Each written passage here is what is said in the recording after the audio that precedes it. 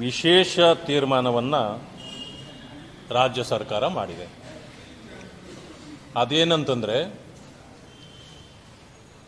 ಈ ಸರ್ಕಾರದ ನ್ಯೂನತೆಗಳನ್ನು ಎತ್ತಿ ತೋರಿಸ್ತಕ್ಕಂಥ, ಇವರ ಭ್ರಷ್ಟಾಚಾರವನ್ನು ಬಯಲಿಗೆಳೆಯತಕ್ಕಂಥ, ನೇರವಾಗಿ ಈ ವಿಚಾರಗಳನ್ನು ಎತ್ತಿ ತೋರಿಸ್ತಕ್ಕಂಥ ಕೆಲಸವನ್ನು ವಿರೋಧ ಪಕ್ಷದ ನಾಯಕರು ಯಾರೂ ಮಾಡಬಾರ್ದು ಅನ್ನೋ ಉದ್ದೇಶ ಇದೆ ಇವರಿಗೆ. ಜೊತೆಗೆ ಇವತ್ತು ಯಾವ ರೀತಿಯಲ್ಲಿ ನಮಗೆ ತೊಂದರೆ ಕೊಡ್ತಾರೆ, ನಮ್ಮನ್ನು ಟ್ರೀಟ್ ಮಾಡ್ತಾರೆ ಈ ಸರ್ಕಾರ ಅನ್ನೋದನ್ನು ಉದಾಹರಣೆಯಾಗಿ ನಿಮಗೆ ಕೊಡಲಿಕ್ಕೆ ಬಯಸ್ತೇನೆ. ಇದುವರೆಗೂ ಕೂಡ ನಾನು ಹೆಚ್ಚು ಕಡಿಮೆ 1.5 ವರ್ಷ ಆಗ್ತಾ ಇದೆ ವಿರೋಧ ಪಕ್ಷದ ನಾಯಕನಾಗಿ.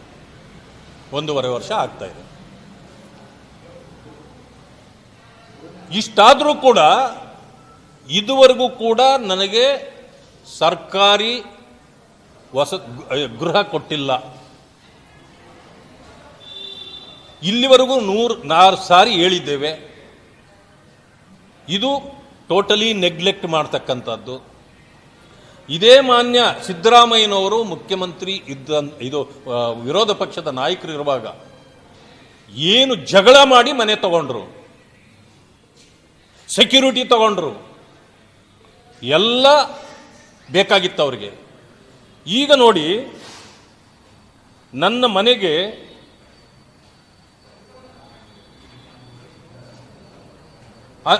ನಮ್ಮ ಮನೆಗೆ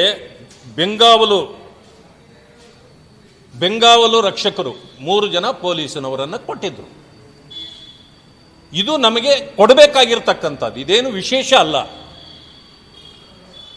ಆದರೆ ಇವತ್ತು ಅದನ್ನು ವಿತ್ಡ್ರಾ ಮಾಡಿದ್ದಾರೆ ಸರ್ಕಾರ. ಯಾಕೆ ಅಂತಂದರೆ, ನಮ್ಮನ್ನು ಭಯ ಬೀಳಿಸೋದು. ಅಂದರೆ ಬಹುಶಃ ಸರ್ಕಾರ ನಮ್ಮ ಮೇಲೆ ನನ್ನನ್ನು ಟಾರ್ಗೆಟ್ ಮಾಡಿದೆ ಅಂತ ಇದರಿಂದ ಗೊತ್ತಾಗುತ್ತೆ. ಇದರ ಹಿಂದೆ ಪ್ರಿಯಾಂಕಾ ಖರ್ಗೆ ಅವರು ಎಲ್ಲರೂ ಇದ್ದಾರೆ. ಸರ್ಕಾರ ಈ ರೀತಿಯ ಕ್ರಮ ಜರುಗಿಸಲಿಕ್ಕೆ ಕಾರಣ